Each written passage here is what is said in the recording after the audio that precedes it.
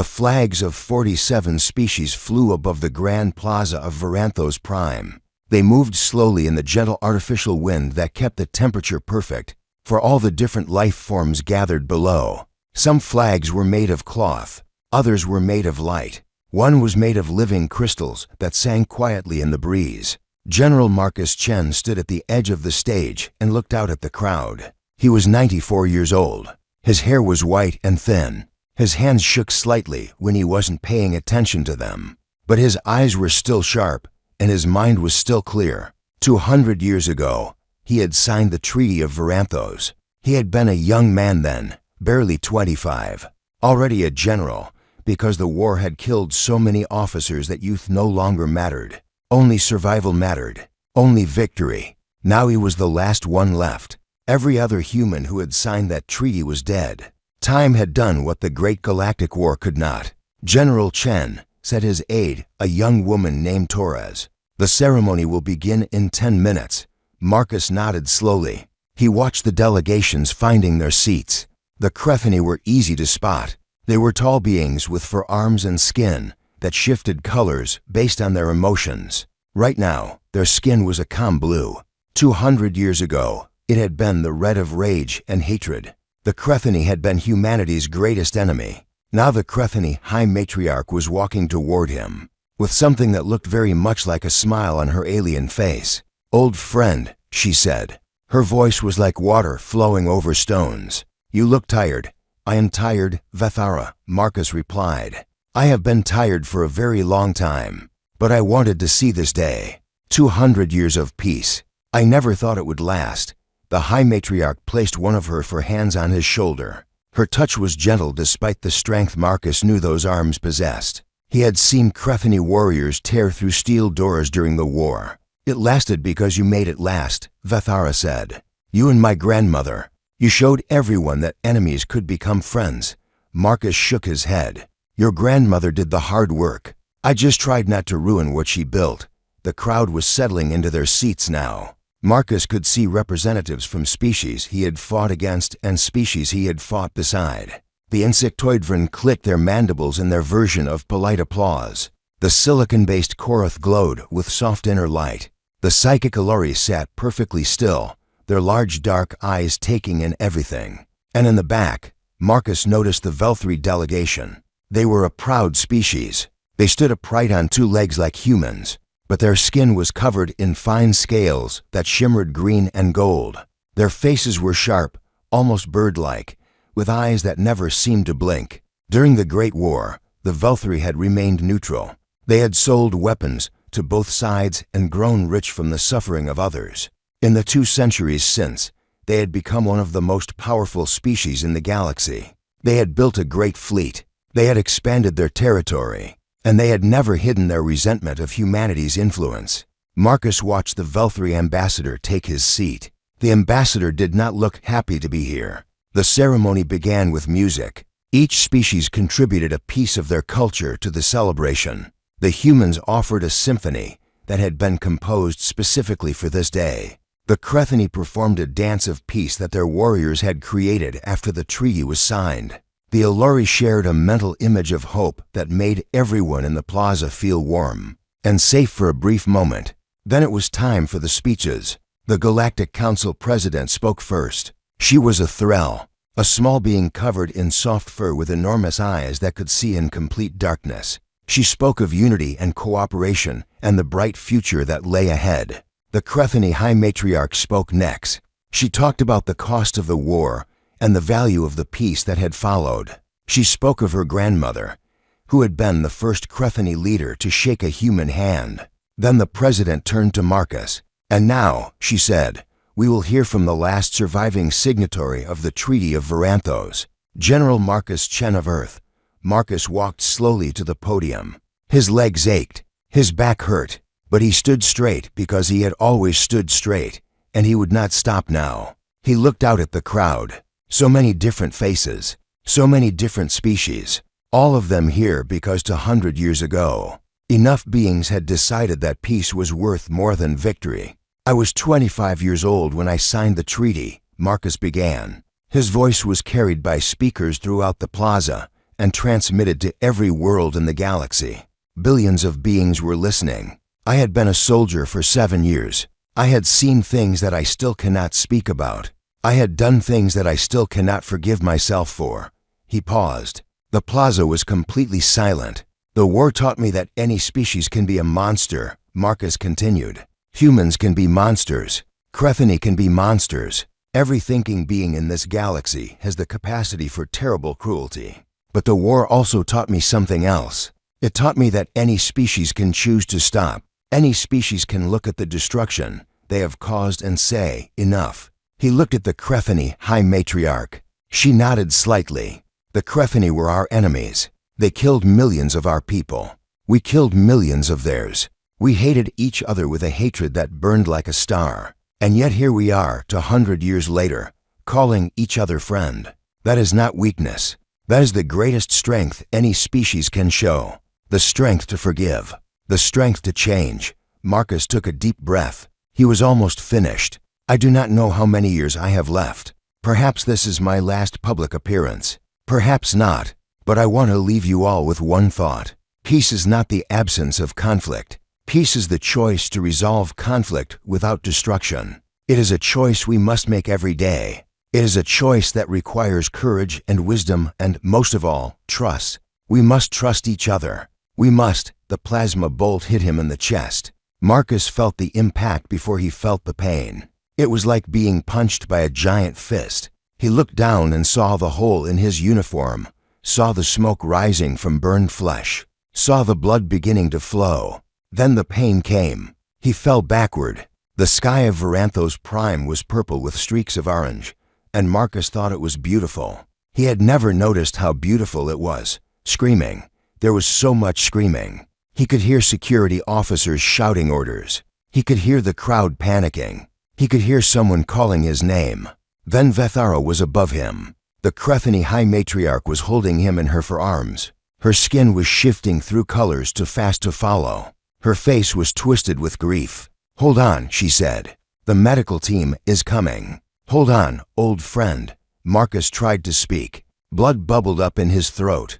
He forced the words out anyway. "Don't," he whispered. "Don't let them. Use my death. For more war." Vethara was crying. Marcus had not known that Crethani could cry. "Marcus, please, stay with me." But Marcus Chen was already gone. The chaos that followed lasted for hours. Security forces locked down the entire planet. The assassin was identified within minutes. He was a Velthari named Sorik, a known extremist who had written extensively about human oppression and the need to break humanity's hold on galactic politics. He did not try to escape. When the security officers found him, he was standing calmly with the weapon still in his hand. "The tyrant is dead," Sorik said. "The galaxy is free. They took him away." But the damage was done. Across human space, the news spread faster than light. General Marcus Chen, hero of the Great War, architect of the peace, the last link to the generation that had ended the bloodshed, murdered, shot down in front of the entire galaxy during a celebration of peace. Humanity's reaction was not what the galaxy expected. There was grief, yes. There was anger. But there was also something else. A cold, quiet fury that did not express itself in riots or protests. Human news channels did not call for war. Human leaders did not make threats. Instead, there was a strange silence, as if humanity was holding its breath. On Earth, the Global Council met in emergency session. The discussion lasted for 6 hours. At the end, the Council President issued a single statement. "We call upon the Velthari Parliament to condemn this act of murder and to cooperate fully with the investigation. We expect a response within 24 hours. The Velthari response came in 12. It was not what humanity wanted to hear. The Velthari Parliament released an official statement calling General Chen a symbol of human dominance and oppression. They described the assassination as an unfortunate but understandable reaction to centuries of human interference in galactic affairs. They refused to extradite the assassin. They refused to apologize." One Velthari senator went further. In a speech that was broadcast across the galaxy, he said, "The humans have grown soft. They talk about peace because they have forgotten how to fight. Let them cry for their dead general. We are not afraid of their tears. On Earth, the Global Council met again. This time, the meeting lasted only 1 hour. At the end, they issued a new statement. It was very short. The Treaty of Varanthos is hereby declared void. All diplomatic relations with the Velthri Dominion are suspended. The Prometheus contingency is now in effect. No one outside of human space knew what the Prometheus contingency. Admiral Yuki Chen stood in front of her grandfather's memorial and tried to feel something. The memorial was a simple stone pillar with his name carved into it. No titles, no dates.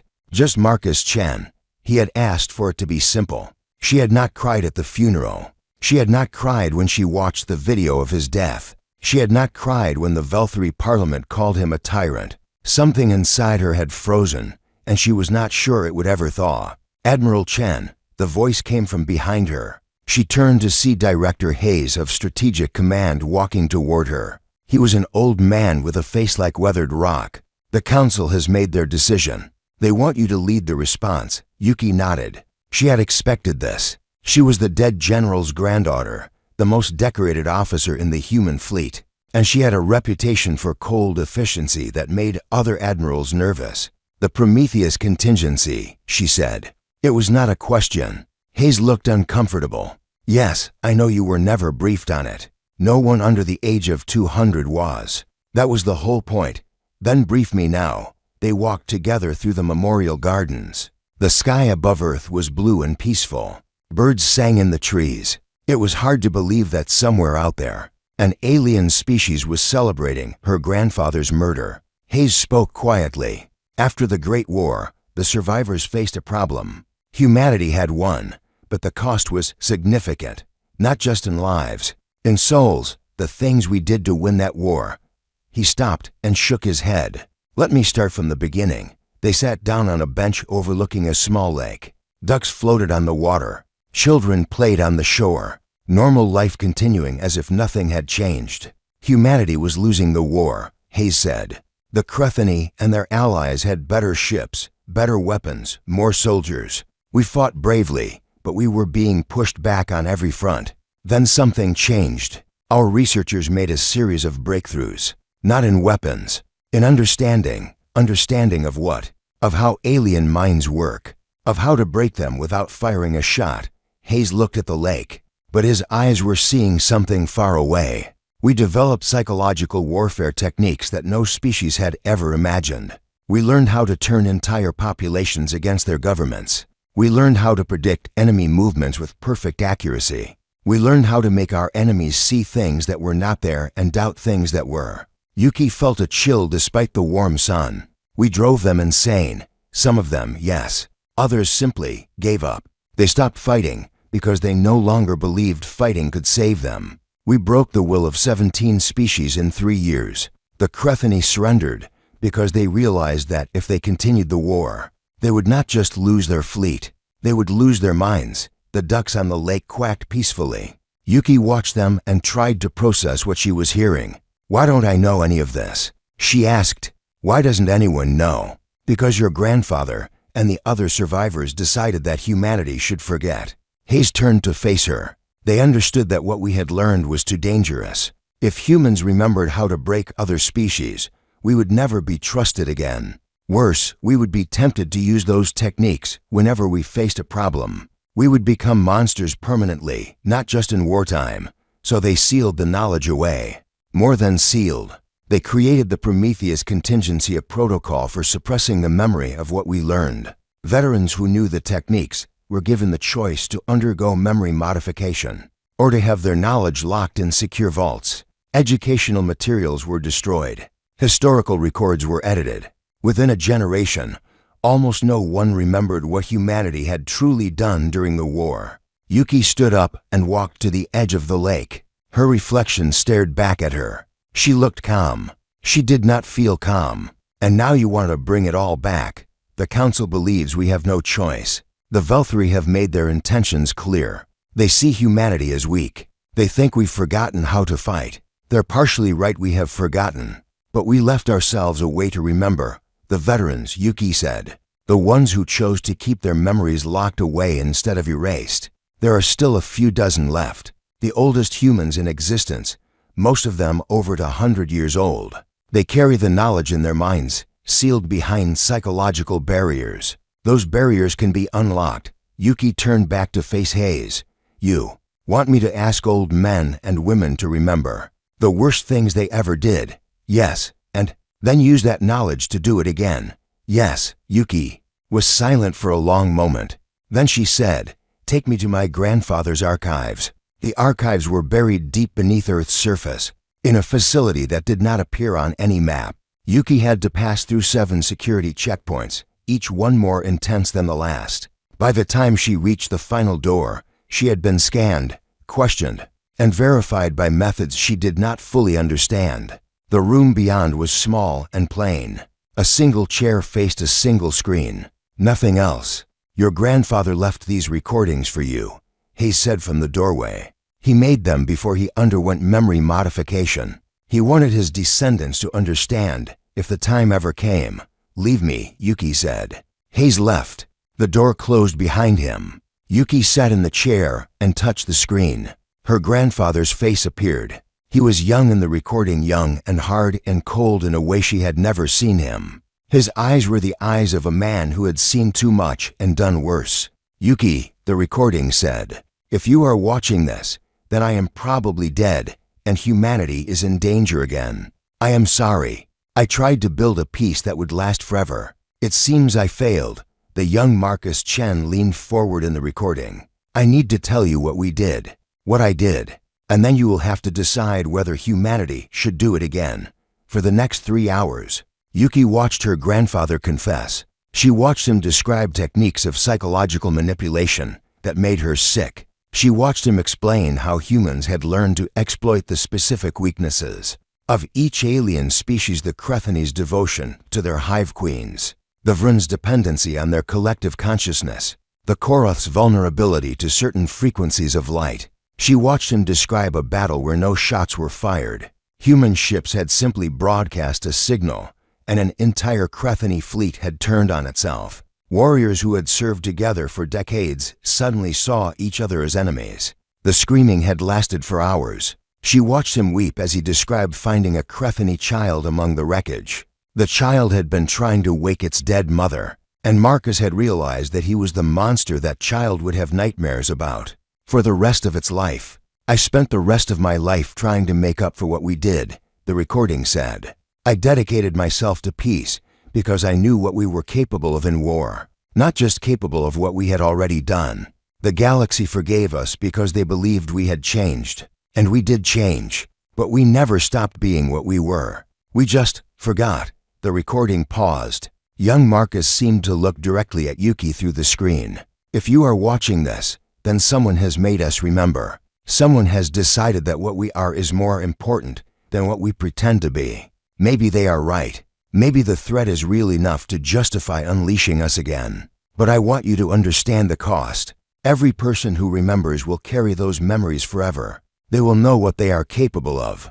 They will have to live with that knowledge." Young Marcus leaned back. "I left the choice to you, Yuki. Not because I think you will make the right decision. There is no right decision. I left it to you because you are my blood, and I trust you to understand what is truly at stake. Not just human lives, human souls." The recording ended. Yuki sat in the dark for a long time. Then she stood up, walked out of the archive, and found Hayes waiting for her. "Begin the awakening protocol," she said. "Contact all surviving veterans. Tell them that humanity needs them to remember. And the Velthri?" Yuki's face was stone. "Send them a message. They have 14 days to surrender the assassin and formally apologize. This is not a negotiation. And if they refuse?" Yuki thought of her grandfather. She thought of the child trying to wake its dead mother. She thought of 200 years of peace, built on a foundation of forgotten horrors. Then they will learn why the galaxy was so eager to forget. Across human space, old men and women received visits from government officials. They were given a choice: unlock the barriers in their minds and remember, or remain in peaceful forgetting. Most of them chose to remember. They had always known this day might come. They had been waiting. On Luna, the shipyards worked through the night. Ships that had been mothballed for 2 centuries were being reactivated. Not with weapons at least, not with visible weapons. The true weapons were the people crewing them. The people who remembered. And on Velthary Prime, Admiral Sorok, brother of the assassin and commander of the Velthary fleet, laughed. When he received the human ultimatum, 14 days, he said to his officers, "They give us 14 days as if they have any power here. The humans have forgotten how to fight. They have spent 100 years writing poetry and holding hands with their former enemies. They think they can threaten us?" His officers laughed with him. None of them noticed the small device that had been hidden in the Admiral's private Quarth Galactic Council chamber. Was the largest enclosed space in the known galaxy. It had been built to hold representatives from every member species, with sections designed for beings who breathed different atmospheres, saw different spectrums of light, and communicated through different methods. Today, it was full beyond capacity. The Crethany High Matriarch Vethara stood at the central podium. Her skin was cycling through shades of gray that indicated deep unease. Behind her, holographic screens showed the faces of council members who could not attend in person. "I have called this emergency session," Vethara said, "to address the growing crisis between humanity and the Velthary Dominion. Many of you are too young to remember the Great Galactic War. Many of you believe that the humans of today are the same as the humans of 200 years ago, peaceful, diplomatic, perhaps even soft." She paused. The chamber was completely silent. "You are wrong." A murmur ran through the assembly. The Velthary ambassador rose from his seat. "Is this what the council has become?" he demanded. "A platform for human propaganda? The Crethany have been humanity's pets for centuries. Of course they will say whatever their masters want them to say." Vethara's skin flashed red for a moment before returning to gray. "I was there, Ambassador. I watched my grandmother negotiate the treaty. I heard the stories from survivors, and I remember what the humans were like before they chose peace." She turned to face the full assembly. "During the Great War, my people were the dominant military power in the galaxy. Our fleets outnumbered humanity's forces 5-1. Our technology was superior. Our warriors were stronger and faster. We believed victory was certain." The holographic screens behind her flickered. Images appeared, old battle recordings, damaged and grainy with age. "In the first year of the war, we won every major engagement. We pushed humanity back to their home systems. We surrounded Earth itself. And then something changed." The images showed a Crethany fleet information. Thousands of ships, bristling with weapons, the pride of her species. This was the Third Grand Fleet, 40,000 ships, 3 million warriors. They were sent to destroy Earth's orbital defenses and end the war. The image changed. Now it showed the same fleet in chaos. Ships were firing on each other. Some were spinning out of control. Others were simply drifting, dark and silent. "No human ship ever fired on this fleet," Vethara said. "No human weapon touched them. They destroyed themselves. And when the survivors were recovered, they could not explain why. They had seen enemies that did not exist. They had heard voices telling them their comrades were traitors. They had experienced visions of their home worlds burning, their families dying. All of it was false. All of it was manufactured by human psychological operations." The chamber had gone very quiet. The Vryn hive speaker rose on its multiple legs. Its mandibles clicked as it spoke through its translator device. "The collective remembers similar events. During the war, we lost contact with an entire hive fleet. 17 million Vryn, linked together in a single consciousness. When we found them, they were all dead. Not from weapons, from despair. A single human infiltrator had convinced the hive mind that it was already dead, that all memory of the hive had been erased from the collective. The hive mind believed it, and the belief killed them." The silicon-based Korath ambassador glowed brighter with distress. Its crystal voice chimed through the translator. "We experienced this as well. Human ships that moved through solid matter as if it did not exist. We later learned they had developed a technology to manipulate our perceptions. We saw their ships pass through our defenses, through our planets, through our own bodies. We went mad with terror. Many of us shattered from the stress." Now the psychic Allori stood. They were small beings with huge dark eyes that saw into minds. Their voice was soft and carried a weight of ancient sorrow. "We are the most powerful telepaths in the galaxy. During the war, we attempted to read human minds, to learn their secrets and share them with our allies. We failed. Human minds during the war were different. They had been trained to resist our probing. And when we pushed too hard, something pushed back. The Allori's large eyes closed for a moment. We lost 700 mind readers to that something. They did not die. They simply stopped being Allori. Their minds were overwritten. They became extensions of human will, still alive but no longer themselves. We surrendered the next day.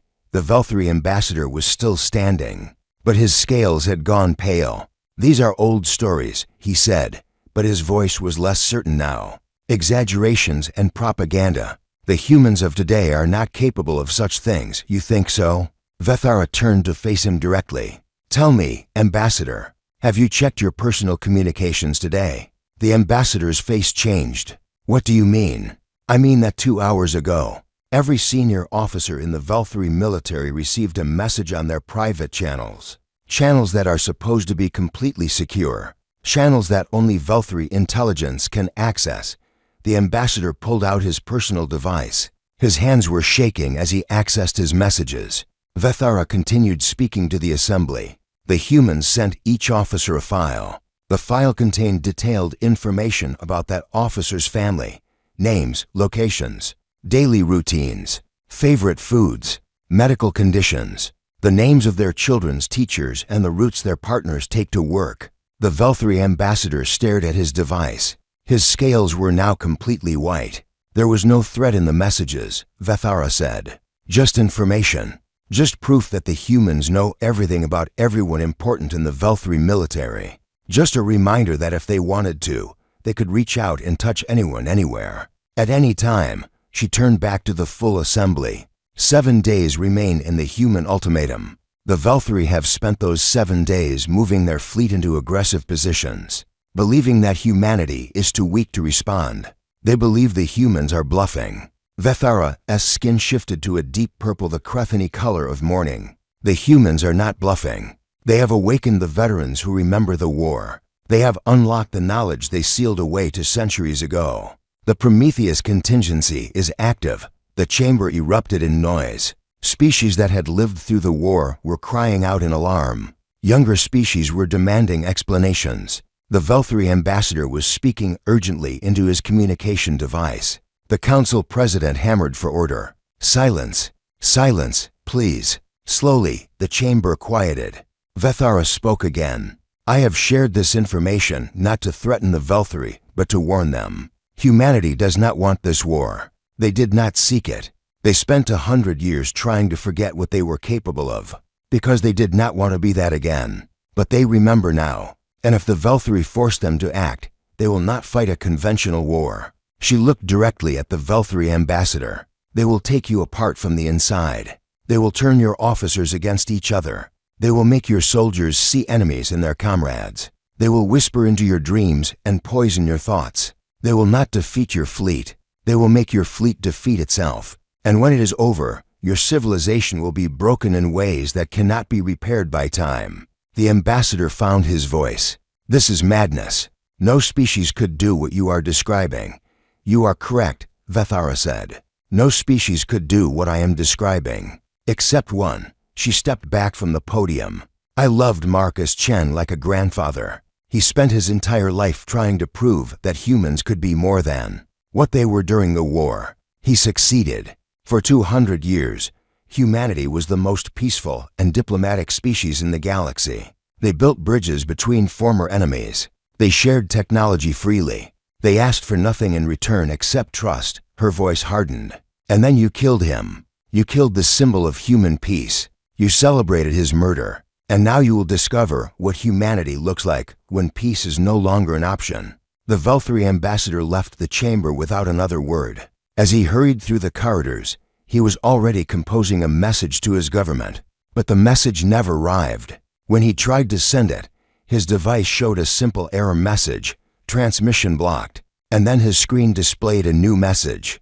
It was from Admiral Yuki Chen. It contained only 5 words. 7 days remain. Choose wisely. On Velthri Prime, the Parliament was meeting in secret session. The information about the compromised military communications had caused panic. The defense minister was demanding to know how human intelligence had penetrated their most secure systems. No one had an answer. "We should negotiate," said the foreign minister. "The humans have clearly demonstrated capabilities we did not anticipate. We should offer to extradite the assassin and issue a formal apology and appear weak before the entire galaxy."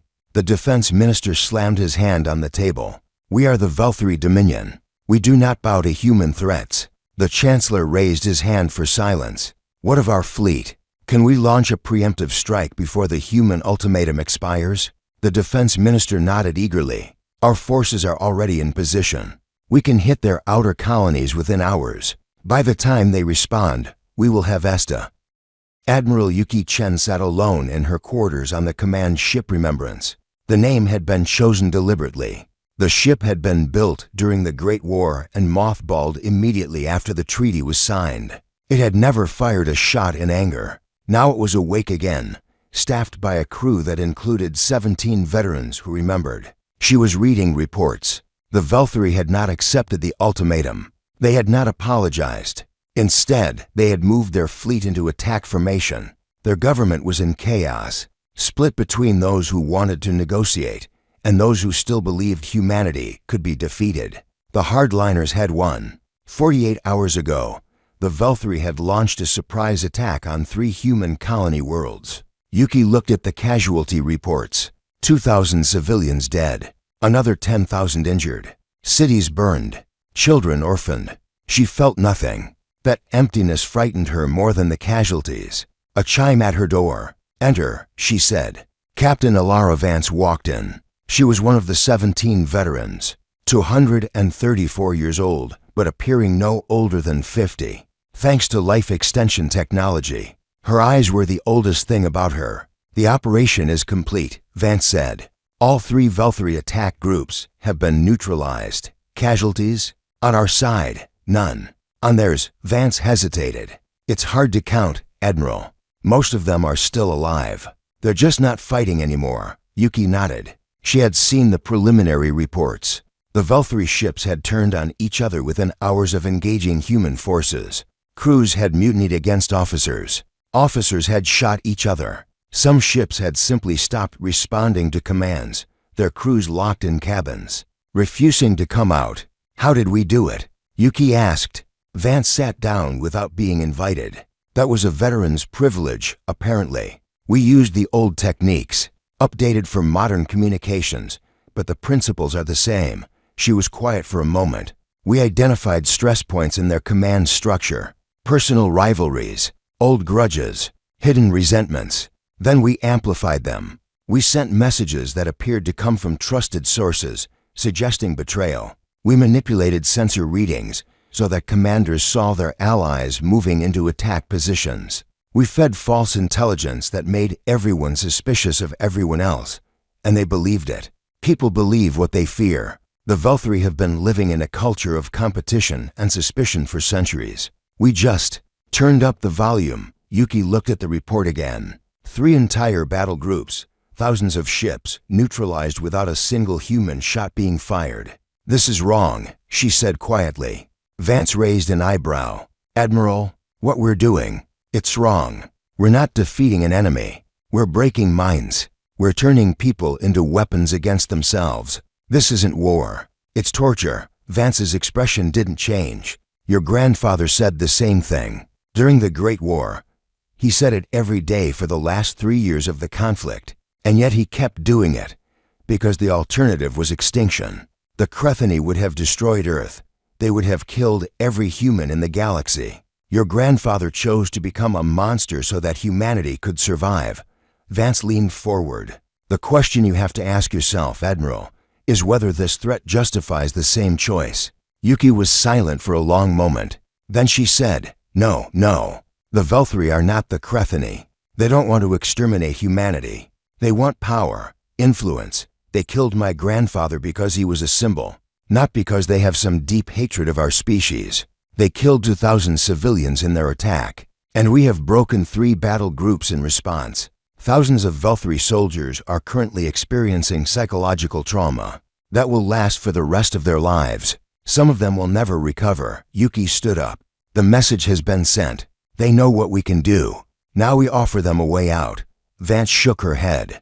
The council authorized full operations. They want the Velthri military completely neutralized. The council is not here. I am. Yuki walked to the window. Outside, stars gleamed against the black velvet of space. My grandfather spent his life trying to prove that we could be better than what we were during the war. I will not throw that away because I'm angry, even after what they did to him. Yuki's hands clenched into fists, especially after what they did to him. His last words were a plea not to use his death as an excuse for more war. I will honor that. She turned back to face Vance.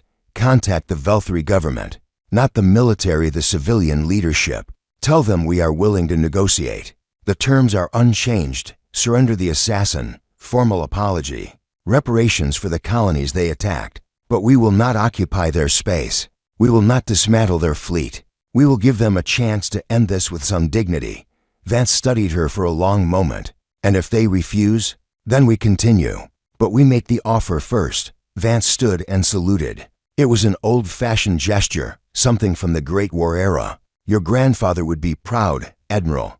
After Vance left, Yuki sat back down and stared at the wall. She thought about what she had seen in the archives, the recordings of her grandfather's confessions, the descriptions of what humanity had done. She thought about one recording in particular, an old veteran named Henrik, over to 150 years old, being interviewed about the awakening protocol. They want me to remember, Henrik had said. His voice was tired. I spent centuries trying to forget, trying to be a good man, trying to deserve the peace we bought with all that blood. And now they want me to remember. Will you do it?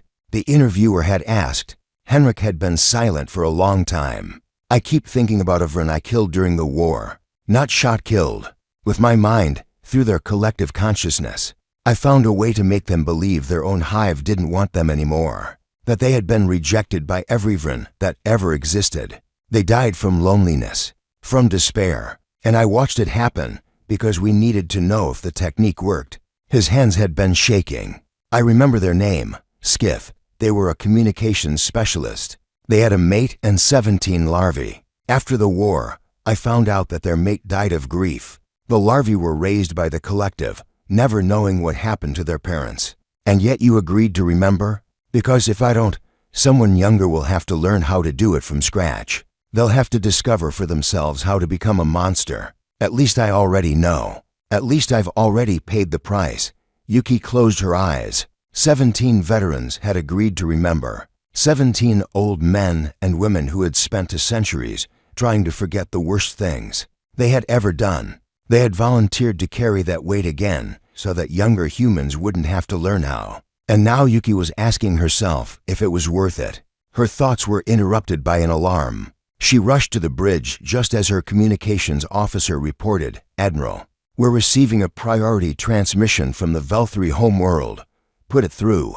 The screen flickered. A Velthri face appeared. Not the military leadership. Not the Chancellor. This was someone younger, wearing civilian clothes, with fear clearly visible in their unblinking eyes. I am First Minister Keleth, the Velthri said. I am the new head of the civilian government. The Chancellor and the Defense Minister have been removed from power by the Parliament. We wish to discuss terms. Yuki felt something loosen in her chest. We are listening. The assassin Sorek has been executed by his own brother, Admiral Sorek, who has also been removed from command. We cannot bring him back to face human justice, but we can provide complete documentation of who ordered the assassination and why. That is a start. We are prepared to offer full apologies and whatever reparations you consider appropriate for the colonial attacks. We ask only that you stop. Keleth's voice cracked slightly. We have received reports from our fleet. Our soldiers are destroying themselves.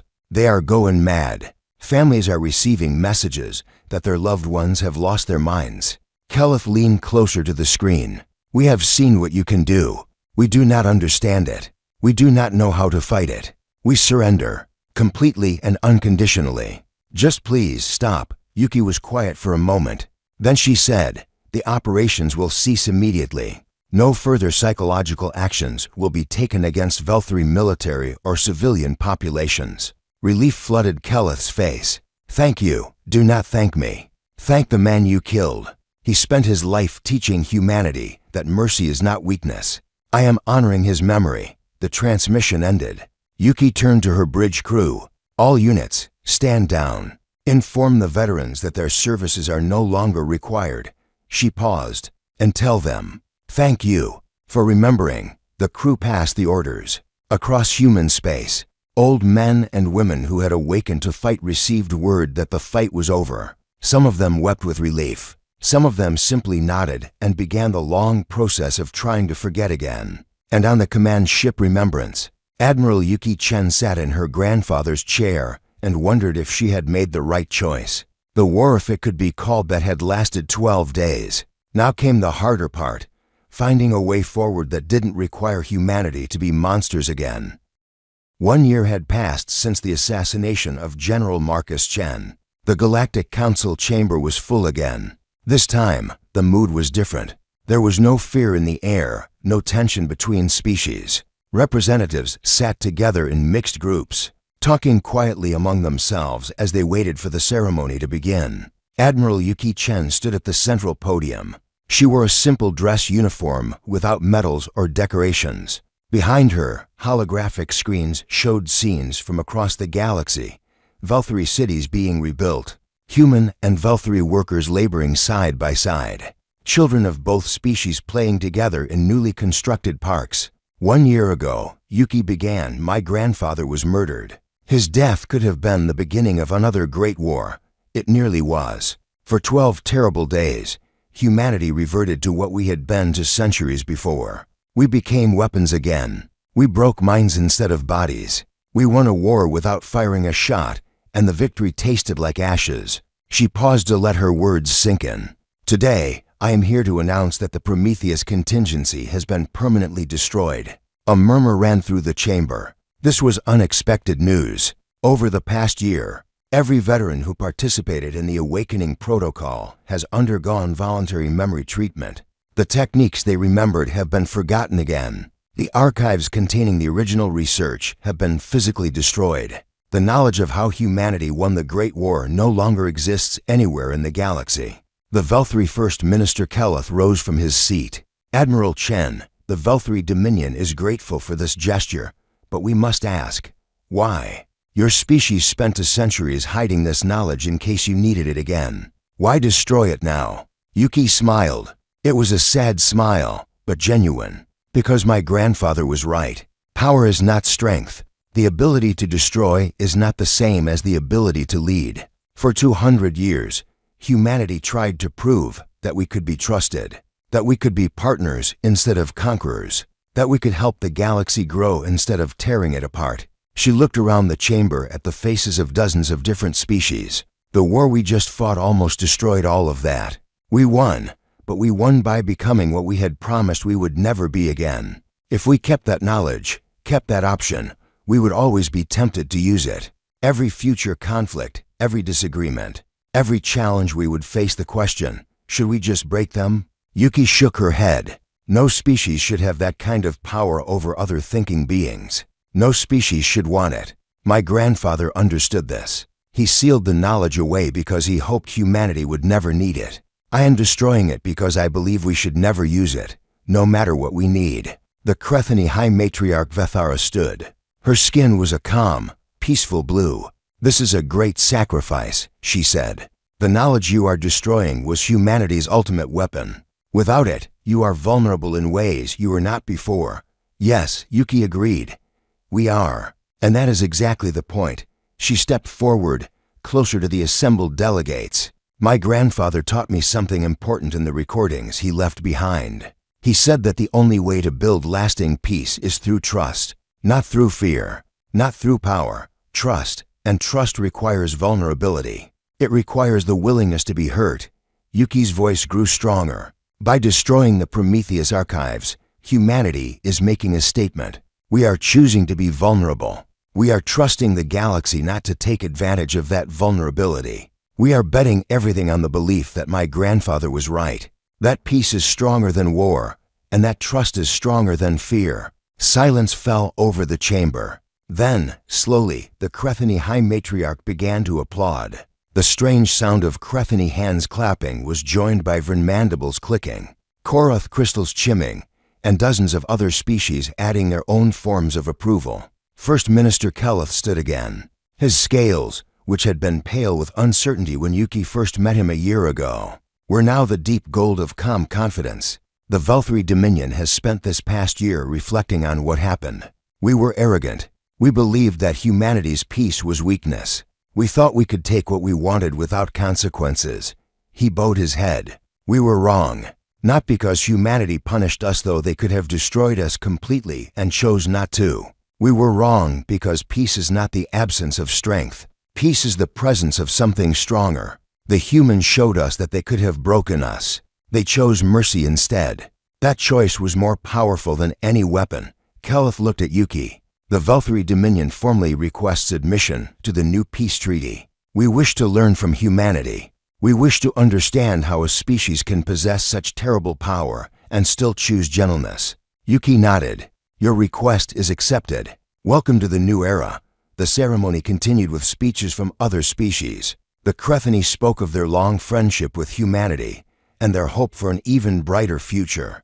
The Allori shared mental images of peace that spread warmth through every mind in the chamber. Even the silicon-based Koroth, usually silent and reserved, offered a beautiful light display that filled the chamber with colors.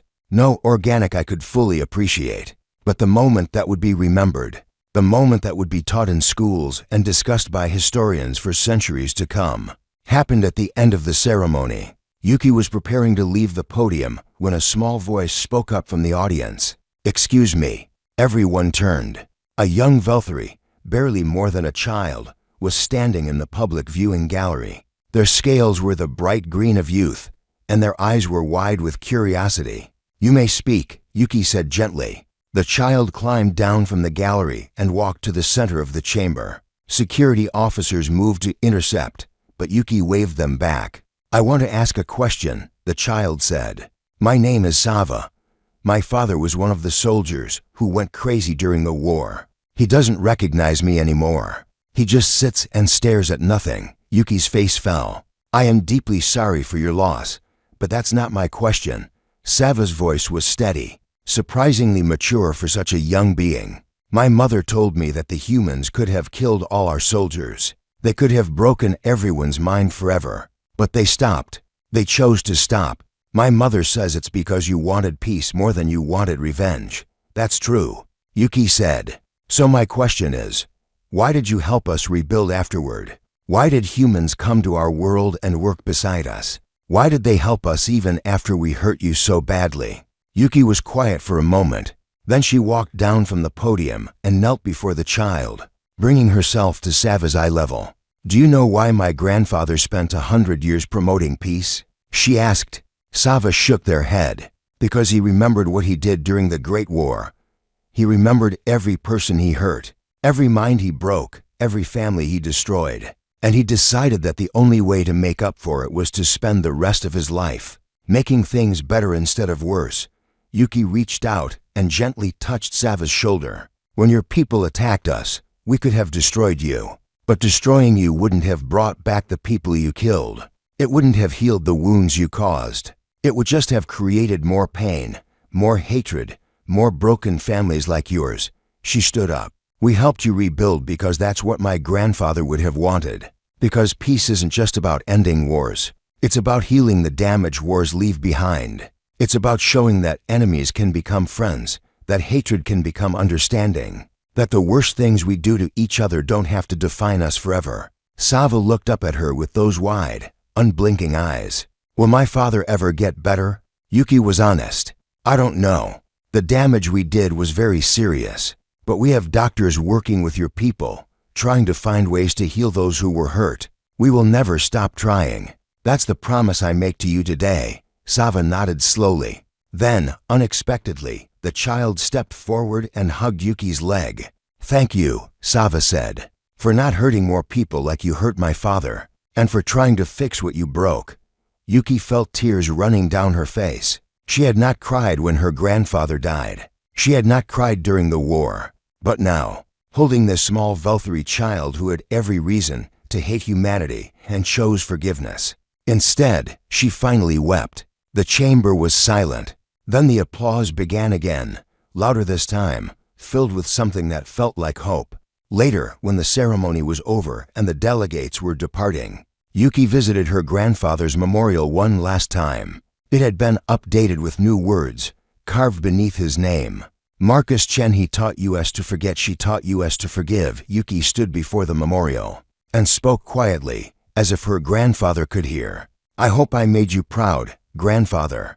I hope I did the right thing. We destroyed your archives. We erased the techniques you worked so hard to seal away. Now we can never use them again, no matter what happens. She touched the cold stone. Some people think that makes us weak. They say we've given up our greatest weapon. But I don't think you would agree. I think you would say that our greatest weapon was never the ability to break minds. It was the ability to change them, to show the galaxy that there's a better way. She stepped back,